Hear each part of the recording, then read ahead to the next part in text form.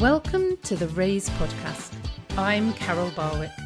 We're here to raise your confidence and inspire your creativity. Each episode, we will have a different guest who will be discussing our Raise word. The Raise word is a word that will encourage you or empower you and at times inspire you to explore the word a little more for yourself. Well, hello everybody and welcome to the Raise podcast. I'm Carol Barwick. We love looking at an interesting word and we're going to look at a very easy breezy word this week because our word is ease. But the thing that we're going to look at around is going to be very, very interesting. And we have an equally interesting and inspiring guest this morning from Cheerfully Given and all knowledgeable about AI, Menekse Stewart. Good morning, Menekse. How are you doing? Thank you. I'm great. It's great to be with you this morning. Thank you for having me. Thank you so much for this because I know you are a busy person doing all kinds of exciting things. Before we dive into all of that, what does the word ease mean to you? So the word ease is a challenge to me. It is something that is at odds maybe with the natural way that my brain works. I like to find I enjoy complexity. I sometimes enjoy making things more difficult for myself than they need to be. And so the word ease was my word of the year a couple of years ago now, as a challenge for myself to see how I can find the simplicity in things, and to really reflect on what it means to live a life that is following Jesus while also prioritizing ease, when a lot of Christian culture kind of gives us this expectation that life is going to be a battle, it's going to be really hard, we're going to face lots of challenges, all the way in Genesis where it's like you're going to have to fight to get your food, and there's a huge culture I think in like Protestantism in particular that you work hard and you the Protestant work ethic thing. And so it was a real challenge for me after a time of being very unwell. What does ease look like? Can we have ease as Christians while also still being faithful followers of Jesus? So that's a little bit maybe of the context behind that. But in terms of work, I think where I've come to is that we often define our value by productivity, how much we're able to get done, what we're able to achieve, how much our business has grown, how many people we've helped, whatever your measure is there. And the idea of ease can be a challenging one because it can strip us from something that society has sort of conditioned into us, right? You are what you do, you are who you help, you are what your productivity levels are. Yeah. And so that was something that I had been unpicking when I started to build out the AI tools and things that I've been working on, as well as just really thinking through what does it mean for us to really be human. So the idea of ease has kind of unpicked a little bit of that. And how we can choose ease in some areas of our lives because there are other areas where ease isn't possible. It's difficult to be a human. You've got messy relationships, messy health problems, messy circumstances, things that you can't contain to a 30-minute gap in your calendar. And so if we can choose ease in some spaces, what does it release us to do in other areas? And how much freedom does it give us to just be fully human in those moments instead of continually trying to sanitize our messy circumstances into what feels like a productive workday? Wow. Yes. Amazing. So much to unpack there. I love it. And what I loved was as you were talking, there were so many words. I'm a wordy person, Menekse. So many words with the word ease in. Release, even although it's not spelt right, even Jesus has got the word ease in it. Measure. There are so many words that you talked about that have the word ease in. And I found that really interesting, particularly the word release. That has got the word ease at the end. So maybe we'll go back to that in a little while. But as you said, you have been really looking into the world of AI, and this is something that I want to really talk to you about today, because I am an AI ostrich. So I Hmm. am stick your head in the sand, doesn't exist. As a creative, I don't want to know about it because I feel like it's going to steal um, my love of creativity, and yet you're a creative too and loving every minute of AI. So tell us a little bit about AI. First of all, kind of what is it? Can you make it really easy for us to understand what AI does, first of all? Is that Yeah, so I think I also want to frame my answer to this question by immediately saying that I too am skeptical of emerging technology. I have been looking into AI in some degree or other since about 2017 because of my marketing specialism being in search engine optimization. That's where I started my marketing journey. And the AI algorithms that we see kind of build on the technology that search engines have been moving towards. And Google's machine learning, where you don't need to put the exact words into Google to get results that work for what you're looking for, yeah, is an example of how algorithms have been being trained to basically understand human speech patterns yeah, and pick up context clues and things like that. So first and foremost, like I don't have Siri, I don't have Alexa. Like I'm very, very skeptical of okay, emerging technology in general, because I think that in the sort of 21st century capitalism, what we are often seeing is actually companies trying to create a monopoly and trying to, surveillance capitalism is a whole interesting set of sort of research on its own. But this idea that everything about us as humans can be commoditized, yeah, everything about us is a data point that can be measured, and that companies have been collecting this data without our consent for many years, or we've been giving our consent but without realizing what the realizing, yeah, implications are. yeah, And so the idea of like innovation and disruption is actually often used to cloak much more subversive business practices that look at how we can, Uber is a classic example, right? That you've got taxi drivers who charge based on all of their expenses and the sort of metered rate of taxi drivers.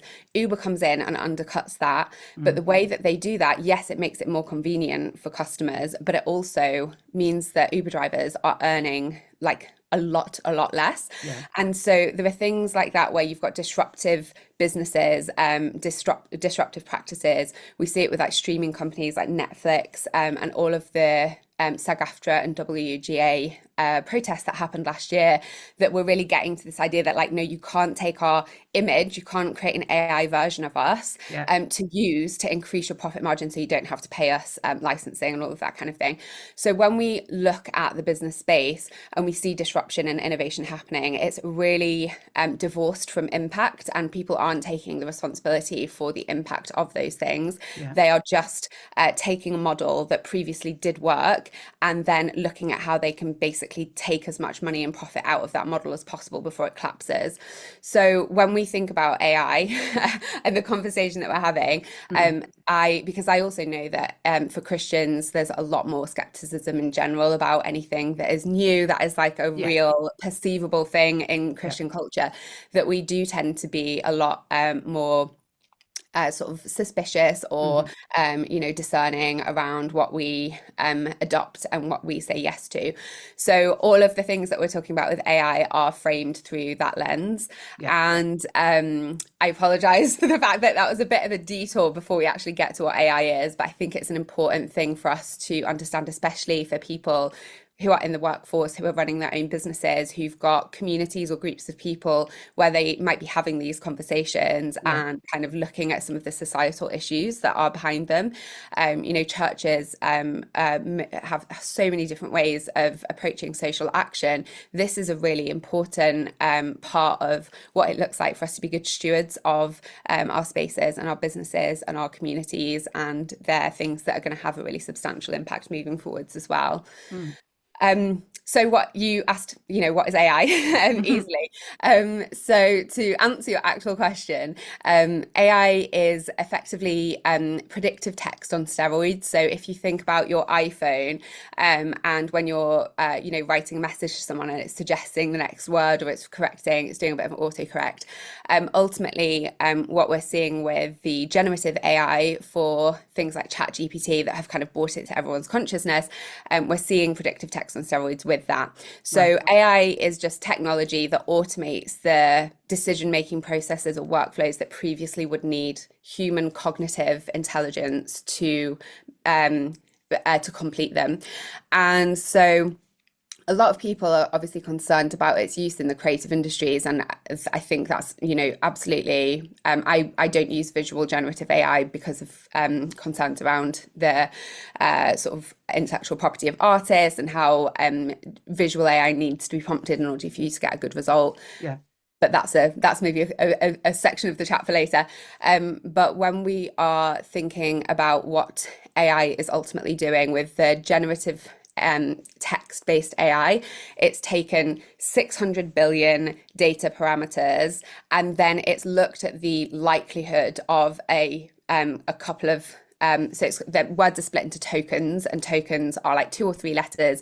And so basically what AI is doing, when you give it a string of text, whether you're giving Alexa a prompt with your voice or you're typing something into something like ChatGPT, AI is looking at the string of tokens that you've given, and then it's guessing what the likely response is that you're looking for based on the strings of tokens that you give it. It's giving you tokens back. So it's all basically probability. Maths, not magic, is the sort of way that I would describe it.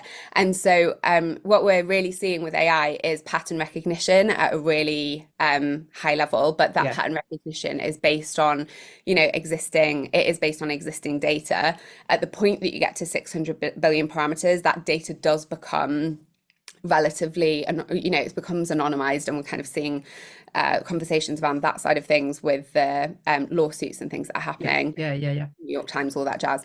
But ultimately with generative AI, what we're doing is giving it a string of text, and then it is making an educated guess as to what it wants us to what we want to hear back from it. So we can interact with it and feel like there's something else going on, or it can feel a bit spooky because is it reading our mind? How does it know this? It is ultimately just a framework of mathematical probability, and then depending on what kind of AI you're using, somebody might have created a system or a framework around it to help guide the kind of results that it gets. And that's where marketing magic comes in when it comes to like the AI tool side of things. I've taken my marketing experience, my knowledge of small business space, and how our marketing and sales systems need to work in order for us to have a sustainable business.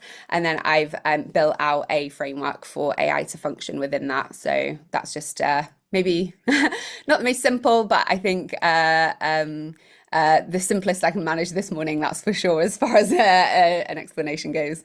It's really helpful, Menekse, because as I said, I am an AI ostrich, and there's several reasons why I find it difficult. I have this jingle writing business, and I had a client last year, and she asked me to write a jingle, but she did say she'd already put it through AI and she'd come up with some ideas. And as a creative, I was a bit horrified. I was a bit like, you're basically kind of just showing me what you're asking me to do, and saying, well, I could just do it myself. So obviously for me, there's a lot of ego in there, and also the desire and the delight that I have in creating. But even to go back even further, when you said about information gathering, I don't know if you ever came across this. I don't think you were a child of the 80s. I think you're younger than I am. But I had a computer program called My Clever Friend, and it was meant to be amazing. And it was basically animal, vegetable, mineral game, and it was going to be able to guess whatever was in your head. But the way that it would do it is it would say, so if I chose an elephant, it would say is an elephant grey? And I'd say yes. Obviously, it would bank it. And then it would say, does a bear lay eggs? And I'd be like, you're meant to be a clever friend. Why are you asking me this? Well, of course, now I know that what it was doing was just gathering information for later on in the thing. And of course, AI now is doing that at, as you said, monumental speeds and accuracy. And as you said, even just saying the word Alexa might mean that everybody's machines start going off because it is that kind of sensitive. Yeah. I think like the obviously just in terms of things for like your own personal processing, um when you look at the data like data information knowledge wisdom pyramid, the AI stuff is functioning based on data. It's creating information, and then it can give us like the idea of knowledge because it's predicting what is needed. But as a creative, the wisdom element is where all of the filtering happens. So it's like, okay, yes, there's all of this information, there's all of this stuff. Like with your client and the jingle piece where she's come to you with some ideas, like all of those things are ideas, but she's coming to you because you have the experience to be the filter and to make sure that what she ends up with is something that is a really good quality result. So using AI to get ideas for like different, you know, the ideation piece of like, okay, let's think about this in different ways. What are some different prompts that you can get from the information that AI gives that help you on your creative journey, but then also you're acting as the filter to make sure that the end result is relevant to the real humans that are going to listen to it, that are going to hear it, because AI can't be human. AI doesn't have emotions. It can cosplay having emotions, but it isn't something that is able to give you genuinely impactful cultural and contextual results. So even if you're using AI for part of it, it changes the creative process, but it doesn't mean that the outcome is anything other than what you have filtered into the exact piece that is needed for that client and for her audience and for whatever the use case is for that. So it's like referring to you know, a dictionary or something for synonyms, isn't it? It's just a slightly faster and more overwhelming process because it gives you a whole lot of stuff. But generative AI without context is just adding to the content overwhelm that people feel. So it's not a standalone tool. It doesn't have the ability to filter itself.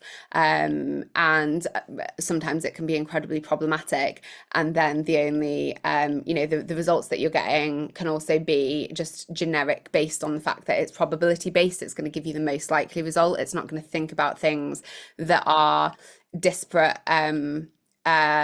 So like I have got this project that I'm working on at the moment without an illustrator, and it is basically taking like a piece of knowledge and it is completely restructuring the way that it's formatted to make it more digestible for people, but it's applying it in a way that just AI wouldn't come up with because it's based out of what it means to have experiences as a human and for like process information. So I'll be able to talk more about it once the project's live, but just as far as the actual process is concerned, you are the Brita filter to make sure that your clients end up with a clean glass of water instead of all of the murky parasites that lurk on the internet that need to be filtered out in order for your client not to end up with a stomach bug. So that's a good way to think about it. Before we go a little bit more into particularly marketing magic, tell me a little bit about why ease is something that's been so important to you, because you spin quite a lot of different exciting plates, don't you? Just tell me a little bit about why it's important to have things as easy as possible, because I think that will then resonate a lot with people listening today. Yeah, so I obviously had mentioned I've had some health problems over the last years. My husband is a church leader as well. We just have like quite a lot going on in terms of our personal lives. And the on the business side of things, making sure that systems are set up well Yeah. gives me the mental and emotional space to be creative and to do what I do really well, which is ultimately, marketing, thinking about communication. So when we look at the word ease, for me, it's like what makes this sustainable in the long term and what gives me the space to be able to be a real human instead of just like a fleshy robot sat at a computer ticking off my to-do list. Mm. And I think as far as creativity is concerned, we need space to be creative. We need processing. It's why creativity can feel messy, is that we have a lot of emotional processing that goes into being able to create in the first place. Yeah. So that's also why a lot of our egos got challenged by AI, is because creativity doesn't feel often like a measurably productive thing.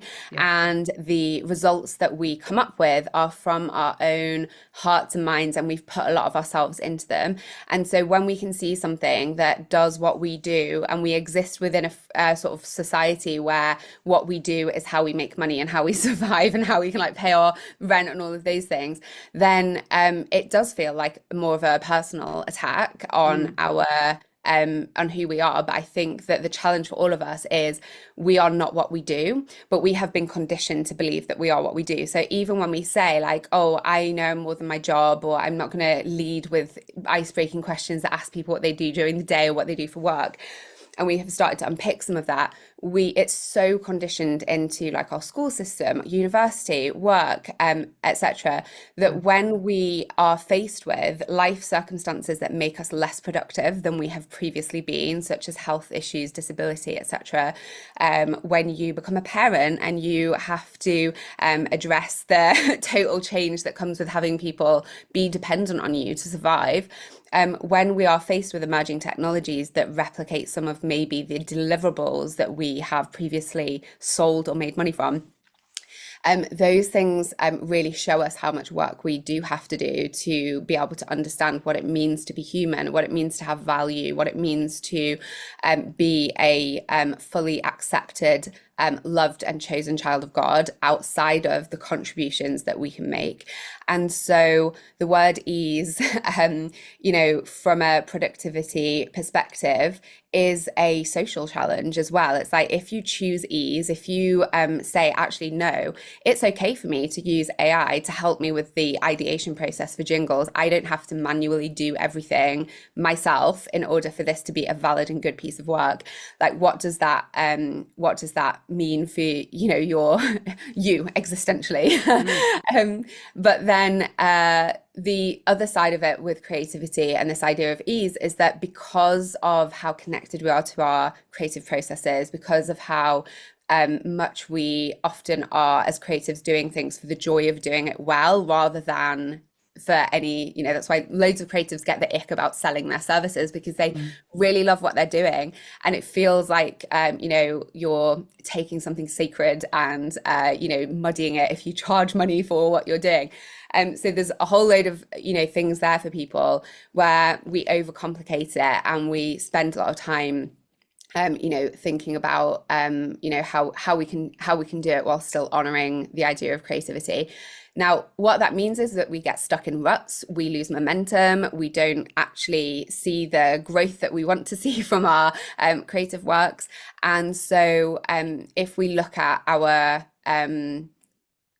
creative workflow, what does it look like for us to get an extra 4 hours a week or an extra 10 hours a week to process, to procrastinate creatively, to be able to mull over all of the different inputs that we get when we're going through life? We're going for a walk, nature, everything that's going on in nature, our relationships, the conversations that we're having, the things that we're seeing, hearing, smelling, touching, like all of these different things. And then the prompts that we get from clients or from ourselves, or just for for the joy of creating, the time to consolidate all of that, the time to process all of that into a final work is something that can be done without the pressure of time and the pressure of deadlines if we create a little bit more space in our days.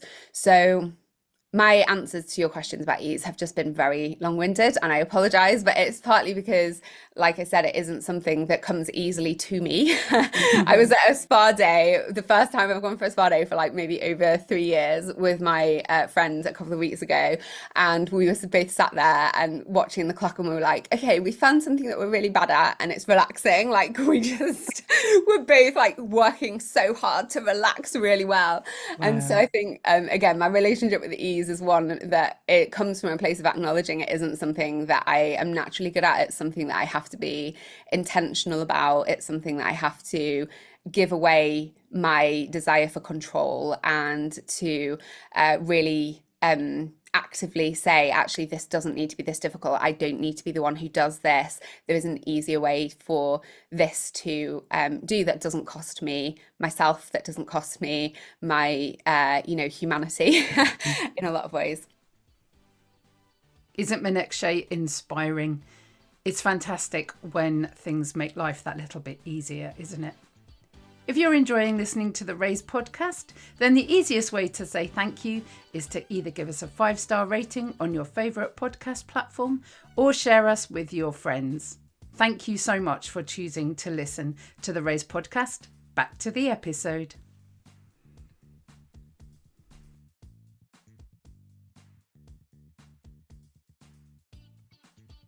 Yeah, so I started off by saying that I was an AI ostrich. Can I say that you've sold me at AI allows us to be more human? I mean, that sentence in itself is utterly appealing, inspiring, gives me a feeling of release and ease.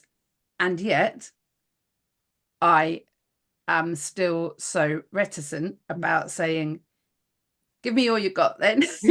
I mean, I know that I have just done a bit of a glow up on my website, and I have a fantastic support worker. And I wanted to do a, this is me kind of post. And she put it through various AI streams, and it really did come up with words that filled my soul. And the feeling was, yeah, I would have written that. Why didn't I? And I changed it around and adapted it to make it sound more like me. But nevertheless, there was a feeling of, that AI doesn't have well, I can't write this, that's too big-headed, or that's blowing your own trumpet. That it takes all that away, doesn't it? It's like, it's not going to worry about that. It will unashamedly say what it thinks you're saying in as big up a way as possible. And then it is possible to adapt it. Tell us a little bit more about marketing magic, because I've seen it everywhere, because you're so brilliant at social media, and so many people have got something from us. Tell us a little bit about it. And obviously we'll put links and things like that in the show notes to where people can access it. But tell us a bit about marketing magic and why it's given you so much ease and giving other people so much ease. Yeah, so I think when I started Cheerfully Given, there's a verse in 1 Peter chapter 4 verse 10, and it says that each of you should serve one another with the gifts that God has given you, each in its unique form, words to that effect. Yeah. Now, when we are part of church and we're part of the body of Christ, we can go into a church and acknowledge that there are some people who can lead worship really well and pray, incredibly well, or some people can preach, some people can really provide incredible pastoral support, some people can play the piano, some people can sing. We can kind of go into a church environment and we can see, each person within here has a unique gift that they're giving to make this body of Christ worship in a way that is ultimately, incense to the living God. And so we can go into those spaces and we can say, look, I don't need to be able to sing incredibly well in order to be part of this worship to the living God. I don't need to be the one who's contributing everything in order for this to be a time of worship. And actually the joy of community is that we can appreciate one another's gifts and be comfortable with our weaknesses. So when you are going for job interviews, one of the, typical questions is what is one of your weaknesses, or what are your top weaknesses? Mm. And the idea of the question is, and people have said to me over the years, it's like, oh, say something like Excel, because that's a measurable thing that you can improve on. So only talk about your weaknesses if there's something that you can measurably improve with training.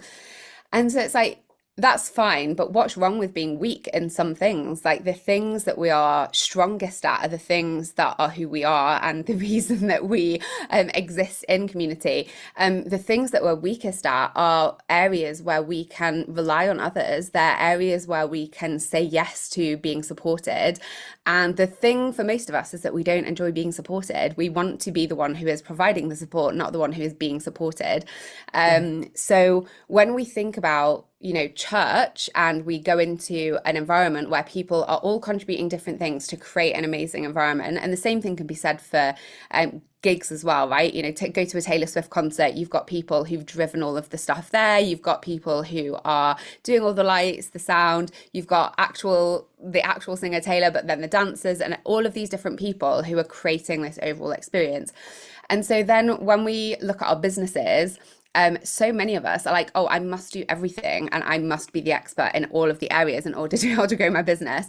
And we end up in a situation where we have an idea, or we have something that we're doing that is creative, and we, instead of being able to lean into the strengths that we have in that space, end up having to learn how to do all of these other things in order to grow that and in order to make that sustainable financially.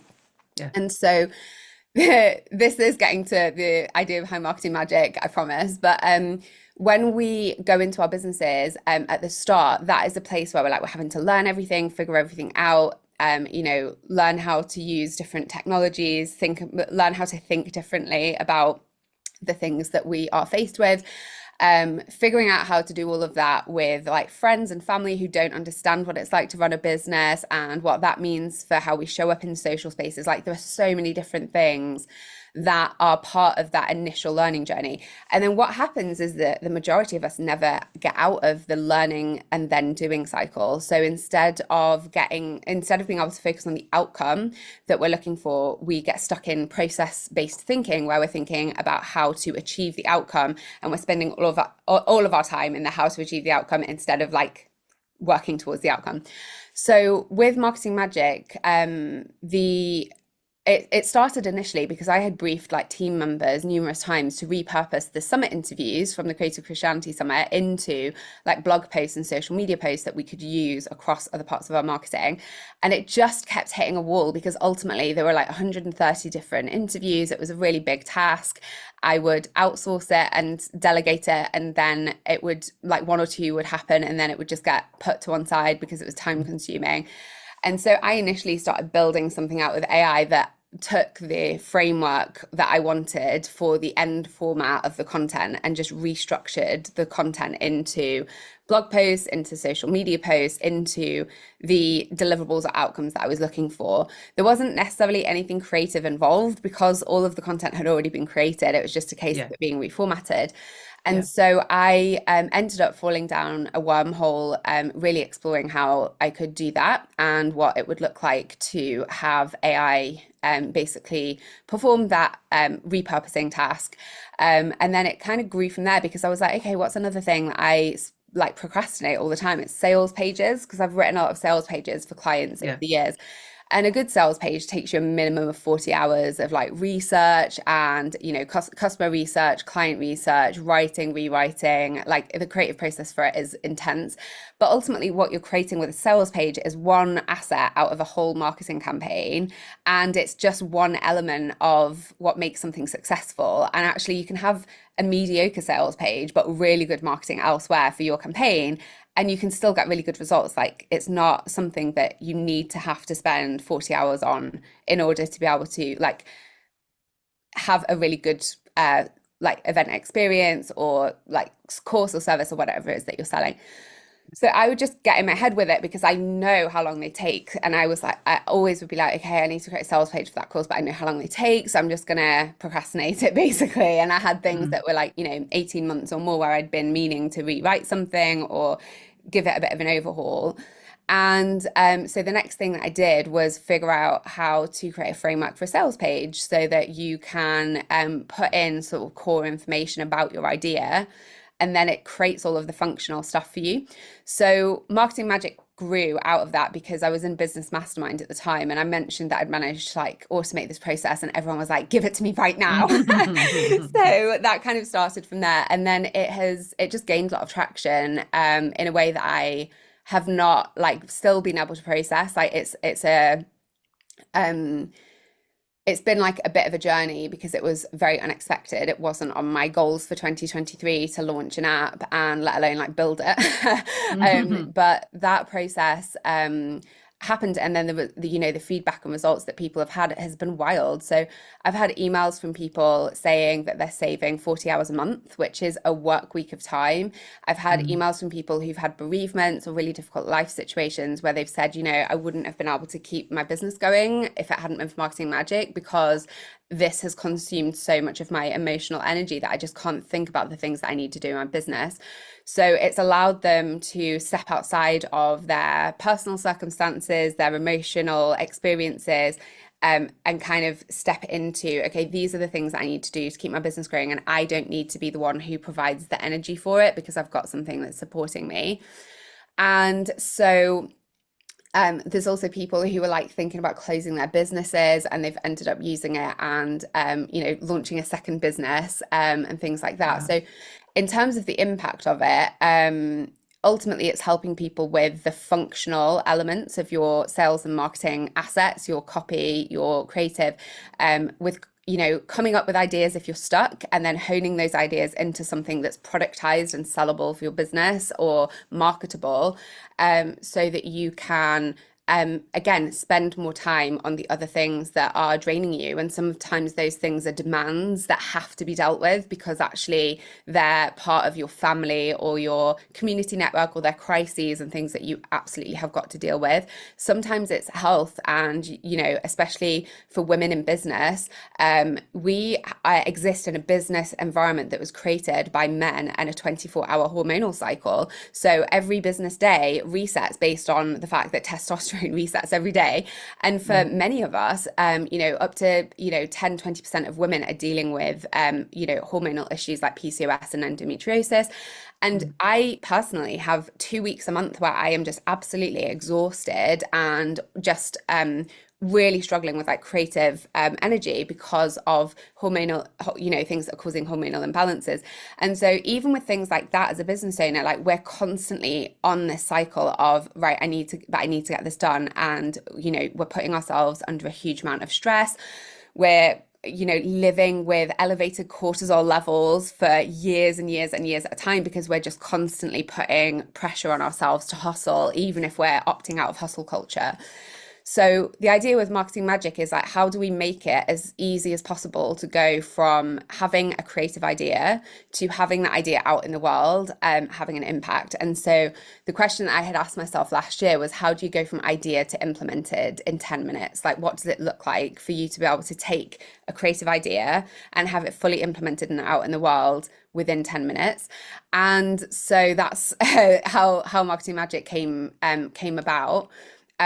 But it's about allowing you more space for creativity, because creativity, the starving artist trope exists for a reason. And it's because you can get so caught up in the vision for what you want to create and the creativity and the ideas based side of things that you don't ever get the functional systems up and running to get it out into the world. And so you're on this cycle of like, great, I've got a really great idea.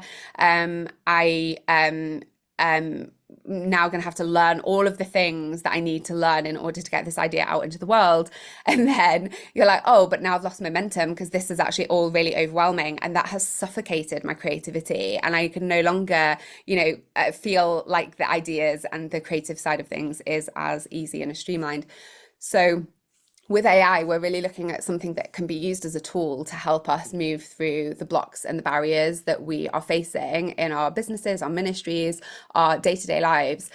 Even for people who are stay-at-home mums, like my best friend has 2 children who did not sleep at all for 5 years. Like she literally had about 3 full nights of sleep in 5 years.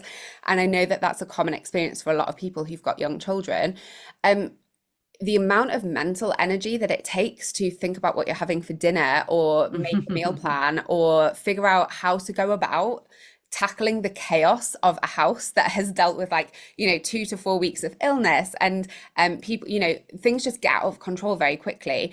And so we're in a situation where we are needing to cognitively make decisions and there's drain on our mental and emotional faculties and our resources for those things.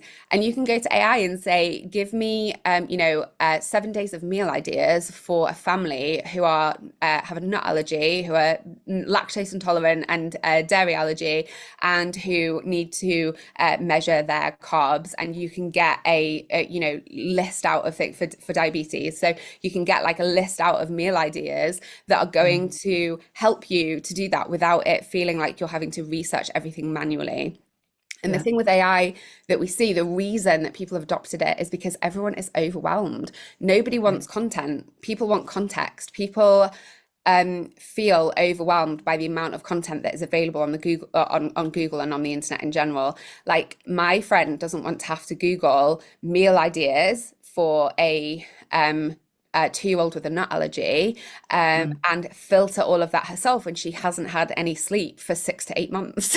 That is not a good use of her time and her energy. The energy that she spends on that could instead be spent on being able to go and have coffee with a friend, right? Or do something that is going to be relationally focused and give her space to recharge in another way.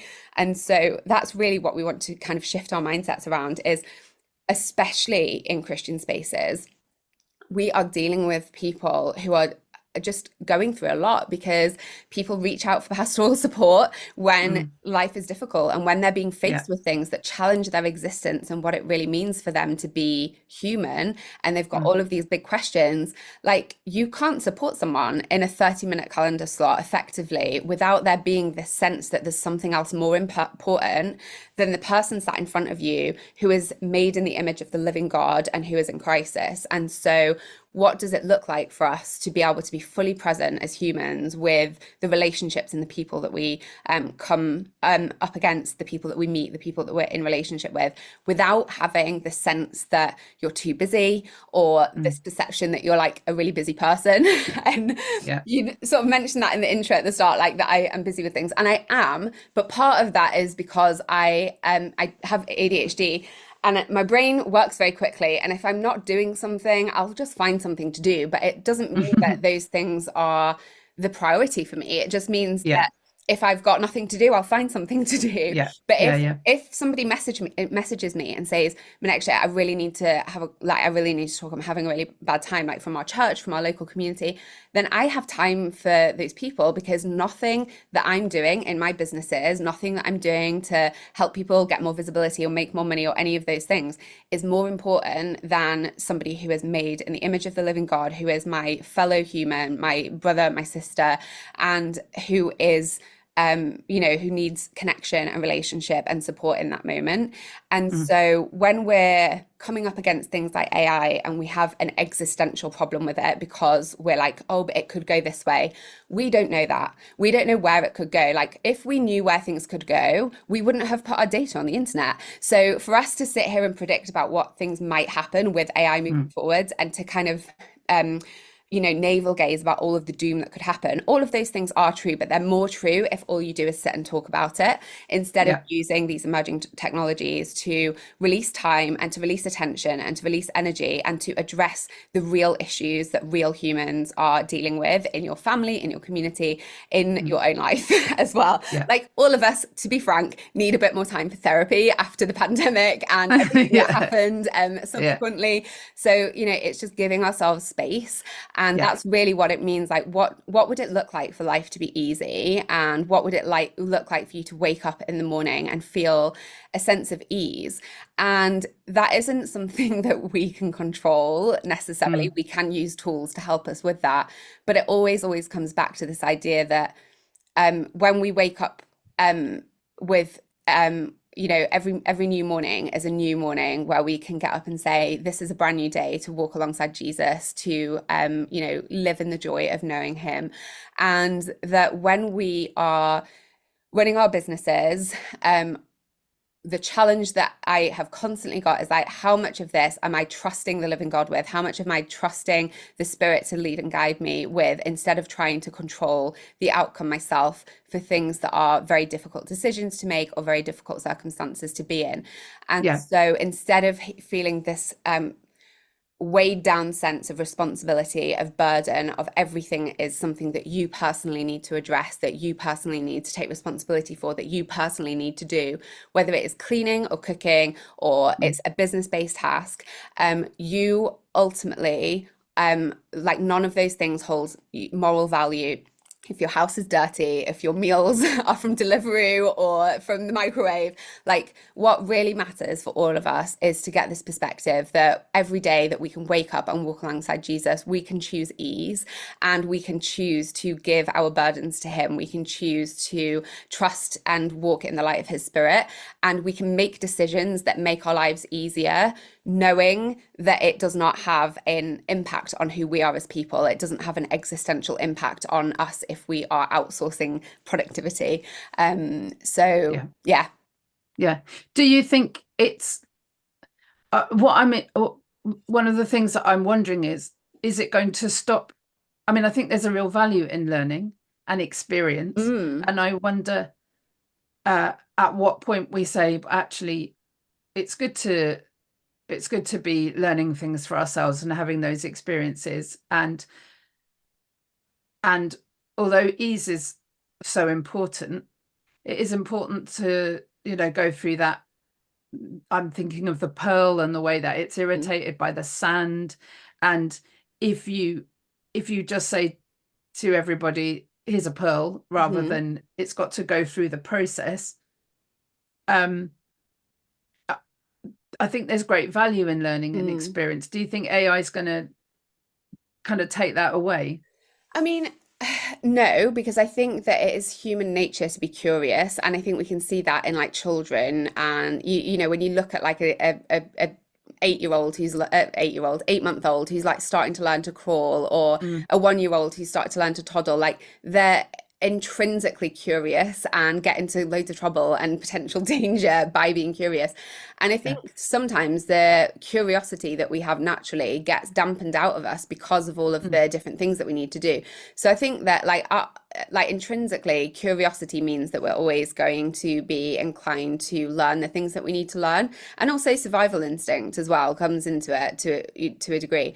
But what I would say is, there is a joy in the process. You can't get the pearl without the sort of irritation. But what are you called to be as a pearl, right? What is the pearl of your life? Like, you as Carol are not, it's not necessarily going to help you to be a pearl, to have to do a deep dive on the internet to figure out content marketing strategy and to become an expert in things that aren't your area of strength. Mm. And so I Mhm. think it's like we can sometimes use the pearl analogy in a way that applies to everything instead of just to the things that are our strengths, that are the things that we feel creative joy and flow in. And Agreed. Yeah. so, yes, absolutely, learning and curiosity should be something that you take delight in, to be honest, when it comes to your area of focus, your area of expertise. But it shouldn't be something that we get embroiled in for every part of what it takes to run a business. Like, we don't need to be the expert in every single part of our business. And so the difference between learning from a healthy place of curiosity and excellence and taking joy in work, because the Bible teaches us that work is a good thing, right? It's not a bad Mm. thing. Mm. I think in the new creation, we're all going to enjoy working, and we're going to have like so much fun, working on creative projects Do you together. know what? I really hope so. One of Yeah.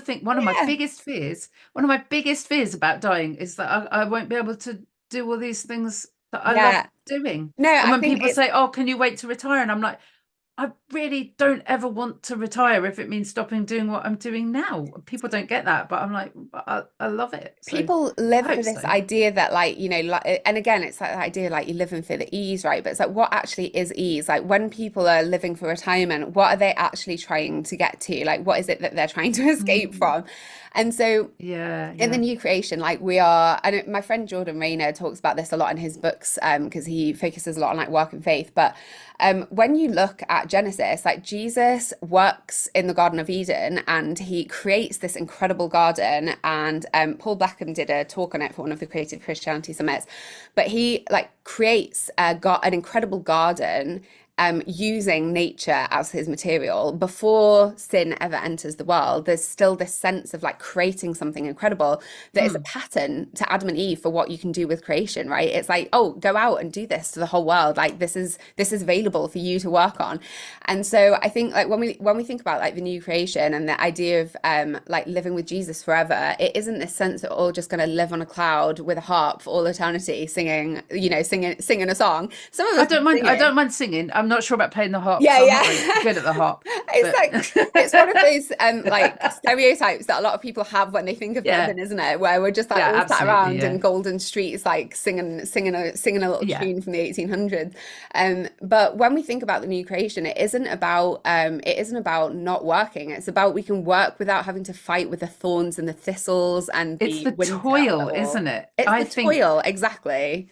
and that is the absolute opposite of ease, isn't it? The Yes. toil, the striving, Hmm. and what I'm hearing you saying is that for you and the people that are working with you is taking the toil and the striving out of work and allowing people to have the creativity Hmm. and the time to be. Hmm. Because ultimately we can only take the toil out of some things. We can't take the toil out of Yeah, everything. And agreed. Yeah, this is the other thing I just wanted to be clear. Like, this isn't a, tech guru visionary, let's create an oasis where everything is perfect. This is the answer to yeah, everything that we've all yeah, been yeah, looking yeah. for. The word ease is a new creation hope. It is the idea of the eternal rest that Jesus promises to us as well. It isn't just that we pursue ease as its own idol in this passing age. It is Agreed. that Yeah, yeah. even when we are in situations where toil and hardship and exhaustion are part of who we are, it feels like they're just existing in our very genes. We still have that promise. Even when we are in our darkest moments, our deepest pits, we still have a promise of ease in the future, of Jesus wiping away every tear, of death being no more. And so the sense that we create ease in our work lives is allowing us the space to deal with the emotional and mental resource drain of the toil of every other part of our lives, because there are difficult relationships, difficult circumstances, financial stresses, practical stresses, the amount of chores that you have to do as an adult as well, like all of the things that drain our Mm, time and energy. And that actually, under our current economic system, our invisible labor that is majority done by women, these things are hugely exhausting. And mm, so when we think about creating ease in some areas of our lives and our businesses, it's because we acknowledge that there is so much toil and so much difficulty that we still do have to address, even when we have optimized our lives, yeah, and yeah. done things to make things as streamlined and straightforward as possible elsewhere. So I think it's just being realistic about that as well, and knowing that no, the only person who is suffering if you choose to do everything manually in every part of your lives, like, let's say you choose not to have a dishwasher because you think that Mm. automation is awful. Like, the only person suffering is you having to wash your dishes after every single meal. It's not like you're not more righteous because of it, you're not more loved because of it, you're not more human because of it. You're just making your life more difficult than it needs to be. And so I think that there is a degree of processing that all of us need to do around that, because Yeah. there's just a lot of things that from a societal perspective are kind of programmed into us for, nice house, good meals, go to the gym, do all these things that make you fit the mold of what society and secular culture thinks is the perfect human. But ultimately, nobody cares if your dishes are clean. Nobody cares if they've gone through the dishwasher.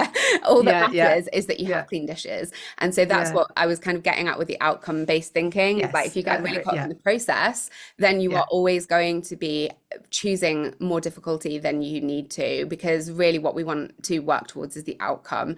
And for us as Christians, the outcome is, living a life that is a joyous step with the Spirit each day, and being able to show up and do the best that we can with the gifts that we have been given, with the talents that have been given to us. How are we being good stewards? How are we using them with discernment? How are we showing up and being faithful with them instead of just burying them in a field while we wash the dishes? yeah, yeah.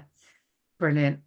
Well, I could talk with you for a long time about this. It's been absolutely fascinating. We are going to bring this one to a close. I do think I'd be interested in doing an episode on work, because I think there's a lot around the difference between work and creativity that seem to be coming out. So it's been absolutely brilliant.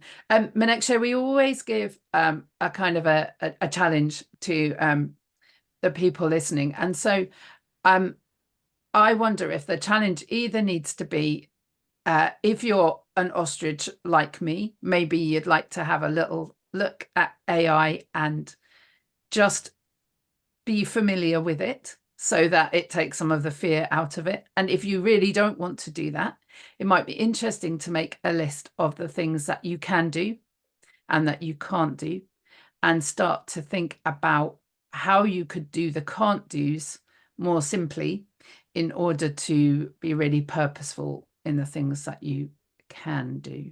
Have you got anything to add to that? Yeah, I think that really sums it up in a beautiful way. So thanks, Carol. Thank you. Have you got anything else that you need to tell us? As I said, we'll put all the details of things on the show notes and links to Marketing Magic and all the things that you deliver. Is there anything else that you wanted to say? Yeah, I mean, I think one of the things I didn't mention in like what AI is that we're seeing generative AI, but AI has been a part of our businesses and our systems and our societies and our Yeah, communities since the late 80s.